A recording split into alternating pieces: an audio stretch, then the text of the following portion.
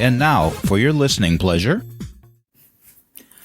From the knowledge base of my life coaching practice, today is the day I share my thoughts on lost moment days. I'm Carolyn Sanic, life coach, author, and high-value woman. This is my podcast, Thrive. And I do this to help you thrive, because lost moments day is a tough one, I know. Think back to when you were a child, and maybe you scraped your knee and you would start to cry, and one of your parents would say, "Don't cry." When we were told not to cry, we learned sadness is a bad thing.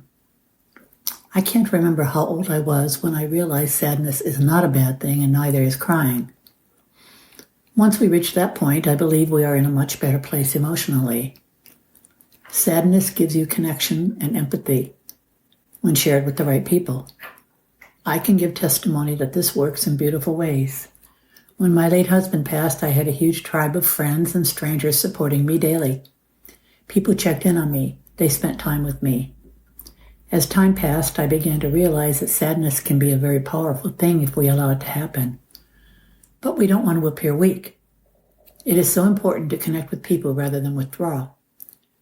When we experience loss, we are often reminded of other losses in our lives, and there's a pattern.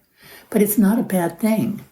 I was driving one day and realized all the losses I had as a child were stepping stones to the biggest loss that was coming at me 5 years ago. The loss of the love of my life. I think about that. Oh yeah, and I see I was being prepared. Things die, people die, sadness is going to happen. As a teen, when JFK was assassinated, I was deeply sad. I had a television set in my bedroom, and I would sit and watch everything, and I cried, and no one told me not to cry. At this time, I have more joy than sadness because I allow myself to be sad, to cry, and then I remember all that I learned in 20 years of marriage. And I smile because no matter what in loss happened, I was loved, and I know it. And no one can take that away, and no one can tell me not to cry, even Rosie, whom you just heard in the background. I'm Carolyn Sanic, life coach, author, and high-value woman. This is my podcast, Thrive. I'm so glad you were here with me today, and so glad that Rosie seems to have found her voice. Thank you so much for listening.